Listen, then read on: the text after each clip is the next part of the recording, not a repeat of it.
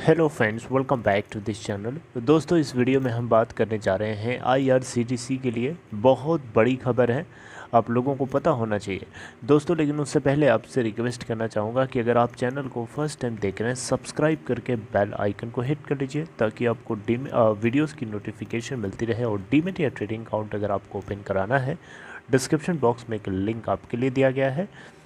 दोस्तों, आईआरसीटीसी के stock price में कल के दिन अगर आप देखा हो तो 874.20 से ओपन होने के बाद 885.00 का हाई बनाया पूरे इंट्राडे में और 809.25 का लो भी बनाया।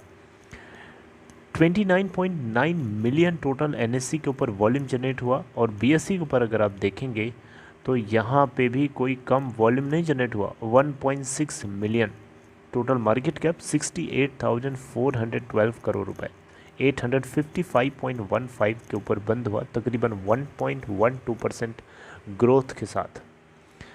दोस्तों, इसका 52 वीक लो एंड हाई तो आपको पता ही होगा। चलिए बात करते हैं एक लेटेस्ट अपडेट, धमाकेदार खबर की। दोस्तों, आपको बताना चाहूँगा आईआरसीटीसी के Q2 के अर्निंग्स को रिलीज़ कर दिया गया 1 नवंबर 2021 को, और यही मैं आपसे डिस्कस करने वाला हूँ। आईआरसीटीसी के Q2 के अंदर प्रॉफिट के अंदर 386% की ग्रोथ देखने को मिली है और रिवेन्यू के अंदर 357% की ग्रोथ मिली है। मनी कंट्रोल की एक आर्टिकल के जरिए आपको मैं ये जो बात है बताने की कोशिश कर रहा हूँ। आईआरसीटीसी ने सितंबर क्वार्टर की अर्निंग्स को जब रिलीज़ किया तो ये पता चला कि इनके अंदर इनके प्रॉफिट आफ्टर टैक्स यानी पैट के अंदर 386% का राइज देखने को मिला है और जो डेटा है 158.5 करोड़ रुपए, जबकि लास्ट फाइनेंशियल ईयर के सेम क्वार्टर में 32.6 करोड़ का नेट प्रॉफिट जनरेट हुई थी इस कंपनी को। राइट, लास्ट जून क्वार्टर में अगर आप देखें इसी फाइनेंशियल ईयर के, तो Q1 के अंदर 82.5 करोड़ का टोटल प्रॉफिट आफ्टर टैक्स निकल के आया था। ऑपरेशन से आने वाला जो रेवेन्यू है उसके अंदर भी अगर आप देखें तो सेकेंड क्वार्टर के अंदर 357% का राइज देखने को मिला। 405 करोड़ का टोटल रेवेन्यू ऑपरेशन से इनको मिला Q2 के अंदर, जबकि लास्ट फाइनेंशियल ईयर के सेम क्वार्टर में 88.5 करोड़ का कंसोलिडेटेड ऑपरेशनल रेवेन्यू जनरेट हुआ था।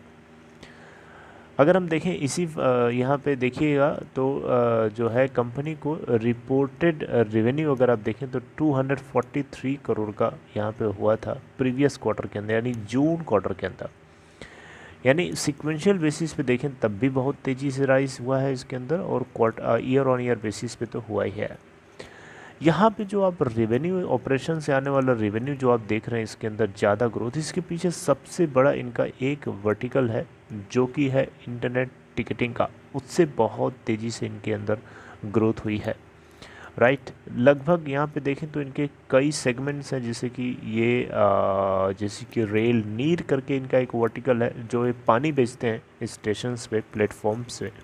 इसके अलावा ये कैटरिंग का इनका एक वर्टिकल है। इसके अलावा ये इंटरनेट टिकटिंग करते हैं। इसके अलावा टूरिज़्म का भी इनका बिजनेस है। तो अलग अलग बिजनेस से आने वाले रिवेन्यूज़ को सब मिला करके जो प्रॉफिट मैंने बताया वो कंसोलिडेटेड बेसिस पे है। इंटरनेट टिकटिंग की अगर हम बात करें तो ईयर ऑन ईयर बेसिस पे इस वर्टिकल ने 355% का राइज दिखाया है। अब देख सकते हैं यहाँ पे 265.3 करोड़ का, जबकि लास्ट फाइनेंशियल ईयर के सेम क्वार्टर में इस वर्टिकल से आने वाला जो प्रॉफिट था 58.3% का हुआ था, 58.3 करोड़ का था। कोविड-19 के रिस्ट्रिक्शंस को ईज़ किया गया, रैपिड वैक्सीनेशन प्रोसेस कराया गया पूरे देश भर में, जिसकी वजह से मोबिलिटी के अंदर इम्प्रूवमेंट हुआ, जिससे कंपनी के बिज़नेस के अंदर जो है ग्रोथ देखने को मिली। टिकटिंग लोगों ने करना शुरू किया, लोगों ने टिकट बुकिंग करना शुरू, लोगों ने ट्रैवलिंग शुरू किया। तो एक तरीके से पैसेंजर ट्रैवल के अंदर अच्छा मोमेंटम बनता हुआ दिखाई दिया। कैटरिंग इनका एक सेकेंड वर्टिकल है जिसके अंदर जो सेल्स हुई हैं 315% से राइज हुई हैं एनुअल बेसिस पे, यानी ईयर ऑन ईयर बेसिस पे, और 71.4 करोड़ की नेट सेल्स करी गई इस वर्टिकल के अंदर, जबकि लास्ट फाइनेंशियल ईयर के सेम क्वार्टर में देखें तो 17.2 करोड़ की टोटल सेल्स करी गई थी। कंपेयर करेंगे 315% का राइज। यहाँ पे अगर आप देखें तो रिस्ट्रिक्शंस जो है जैसे जैसे ईज़ हुए हैं वैसे वैसे यहाँ पे इनके कैटरिंग के अंदर यानी फूड को ये सर्व जो करते हैं स्टेशंस पे, प्लेटफॉर्म्स पे, उसमें तेज़ी से राइज देखने को मिला है।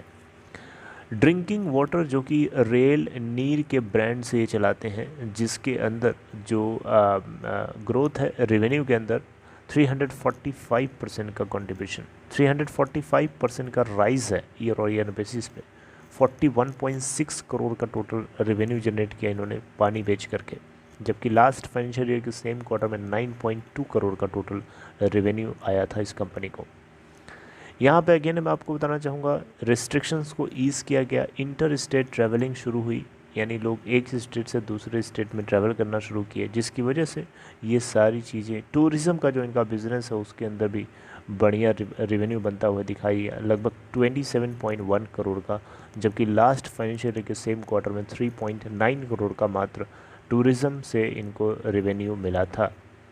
EBITDA के अंदर 227.7 करोड़, जबकि EBITDA मार्जिन्स के अंदर 54% का यहाँ पे डेटा देखने को मिला। नेट मार्जिन अगर देखें कंपनी का तो 37.7% निकल के आया।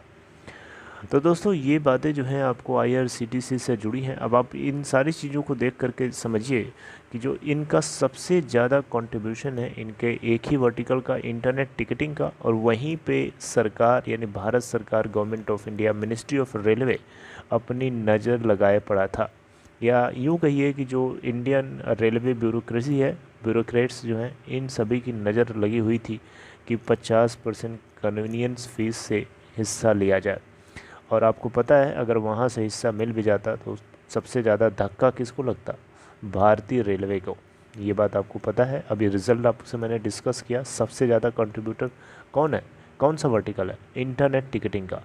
इंटरनेट टिकटिंग की वजह से रेलवे को इतना गेन हुआ है, अदरवाइज़ रेलवे घाटे में होता, क्योंकि इनके कुछ वर्टिकल्स हैं लॉस में भी हैं, राइट। चलिए खैर दोस्तों, ये बात आपको पता होनी चाहिए थी। आई होप आपको समझा पाया मैं। अगर आपको एक कंटेंट अच्छा लगा तो इस वीडियो को लाइक कर दीजिएगा और अपना ख्याल रखिए। Take care.